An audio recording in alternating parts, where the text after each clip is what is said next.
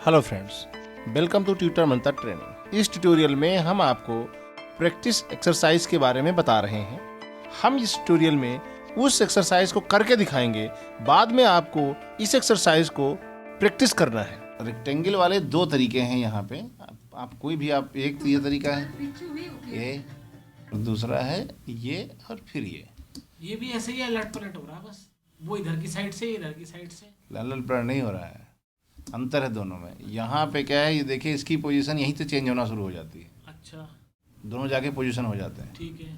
इसमें है कि दोनों पहले ऊपर जाते हैं, कि पहले यहाँ से एक ऊपर जाएगा, फिर यहाँ से डुप्लीकेट होगा। दोनों मंत्र ये है। अब इसको कैसे करते हैं, सबसे पहले इसको ध्यान रखना क्या चीज़ करना है, कैसे। अब इसमें देखो तीन लेयर में काम हुआ है। अब आप कोई एक स्टील उठा लीजिए जिसमें ऐसा कोई चीज़ हो। हमारे पास ये फ्रेम है, ठीक है। हम इसमें इसके ऊपर यूज़ करके देखो, शिफ्ट एन करते हैं, स्टिल पिक्चर बन गया। इसको नीचे टाइमलाइन पे लेकर के आए। किसी भी वीडियो के किसी फ्रेम पे यदि हमको फ्रीज फ्रेम करना होता है तो शिफ्ट एन करते हैं, तो वो वाला फ्रेम स्टिल बन जाता है। शिफ्ट एन, ठीक है। इसको हम टाइमलाइन पे यहाँ ले आए। करना आप काम करना है क्रॉप के लिए। सबसे पहले आपको क्या करना है, इसको आप ऑप्शन दबा करके इसकी डुप्लीकेट लेयर बनाइए, ड्रॉप कर दीजिए, बन गई डुप्लीकेट लेयर। जी जी। अब आपको जितना एरिया आपको चाहिए उसको आप यहाँ से सी प्रेस करें, क्रॉप कर लीजिए। यहीं से क्रॉप कर सकते हैं, या यहाँ जाकर के भी आप क्रॉप कर सकते हैं। यहाँ ले डबल क्लिक करना होगा, डबल क्लिक करने के बाद यहाँ जाएंगे, ये अब यहाँ से कर लीजिए। नॉर्मली प्रोफेशनल लोग यहीं कैनवास से ही करते हैं सब कुछ, जो कुछ करना होता है। ये बन गया। लेकिन अभी दोनों में अंतर नहीं दिख रहा कि कहाँ क्या आपने क्रॉप किया। तो ये अंतर देखने के लिए हम एक ऊपर वाली लेयर पे ड्रॉप शैडो लगाते हैं। डबल क्लिक किया हुआ है, इस ड्रॉप शैडो को ऑन कर लीजिए। जैसे आप ड्रॉप शैडो ऑन करेंगे तो यहाँ देखिए आपको हल्का हल्का दिखने लगा ड्रॉप शैडो। अब ड्रॉप शैडो की सेटिंग करेंगे। हमने सेटिंग जो मेनली आपको चारों तरफ ड्रॉप शैडो चाहिए, सेटिंग है पहले में 0, अगेन 0, अगेन 100 एंड अगेन 100। अब देखें चारों तरफ ड्रॉप शैडो आ गई। जी भैया, बिल्कुल। अब हम क्या करेंगे, यहाँ पर प्रोसीजर हमने गड़बड़ किया। पहले की फ्रेम लगाना चाहिए था। अच्छा अच्छा। फर्स्ट यू हैव टू की फ्रेम।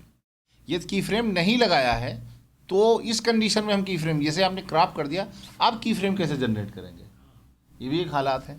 पहले तो इसको हम रेड कलर कर लेते हैं। कर लिया, रेड आ गया। जी भैया। अब हमें क्या करना है, अब यहाँ पर क्या है, पहले की फ्रेम पर क्रॉपिंग नहीं है, दूसरे की फ्रेम पे क्रॉपिंग है। तो फर्स्ट की फ्रेम पे आप की फ्रेम यहाँ लगा लें, कंट्रोल के, 1 सेकंड के बाद फिर कंट्रोल के कर लीजिए। कर लिया। अब दोनों जगह की वैल्यू सेम है, इसलिए मूवमेंट नहीं दिख रहा है। तो यदि हम फर्स्ट की फ्रेम के में जो वैल्यू में जो क्रॉपिंग की है, यदि उसको हटा दें तो फर्स्ट की फ्रेम की वैल्यू चेंज हो जाएगी। तो फर्स्ट की फ्रेम की वैल्यू को हमने हटा दिया,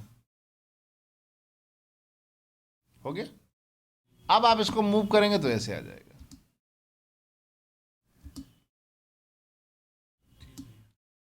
ठीक, आया समझ में। एक चीज बन गई। अब इसको देखना है, अब आपको मूवमेंट कैसे देना है, किस तरीके से। करीना को इधर रखना है या इधर रखना है, अब आपके ऊपर है। हम यहाँ पर कंट्रोल के किया हुआ है। अब यहाँ पर दोनों पे कंट्रोल के, दोनों लेयर पे कंट्रोल के करेंगे। यहीं से किया, फिर 1 सेकंड के बाद कंट्रोल के किया। दोनों लेयर सेलेक्ट करें, दोनों पे कंट्रोल के होता रहेगा। अब यदि आपको इधर चाहिए तो यहाँ ब्लैंक एरिया चाहिए, तो आप क्या करो, फर्स्ट नीचे वाली लेयर को आप यहाँ से इधर से खिसका लीजिए, इधर को, हो गई। अब यदि आपको इसी जगह से पोजीशन चेंज करनी है, इसी जगह से, चाहे एक ऊपर चली जाए एक नीचे चली जाए, तो इसकी एक डुप्लीकेट लेयर बना लो। अब देखिए हो गई। अब जितनी देर में आपने ये मोशन दिया था थर्ड वाले की फ्रेम पे, एक को आप ऊपर उठा के रख दीजिए, एक लेयर को उठा करके नीचे रख दीजिए, ठीक है। और प्ले करके देख लीजिए, हुआ। एक तो ये तरीका हुआ। यदि हम ये चाहें कि ये पहले इधर जाए फिर उसके बाद से नीचे आए, तो थर्ड वाले लेयर पे, थर्ड वाले की फ्रेम पे इसकी पोजीशन सेम रखो।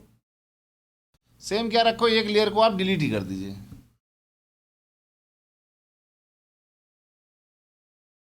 वहां पर आप कंट्रोल के करिए, इस समय एक लेयर को क्रिएट कर दीजिए। अब यहां से इसकी मोशन दे दीजिए।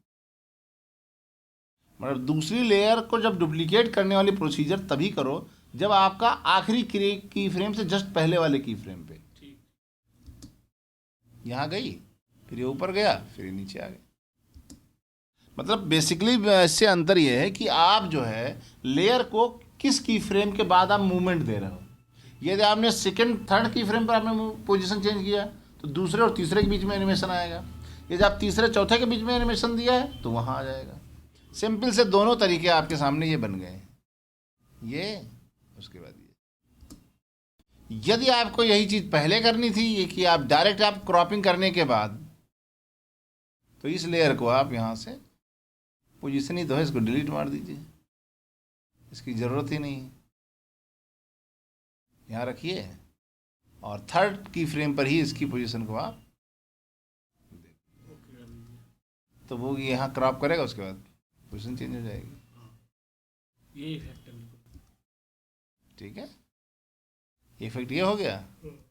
और दूसरा आपका effect. Thank you for watching.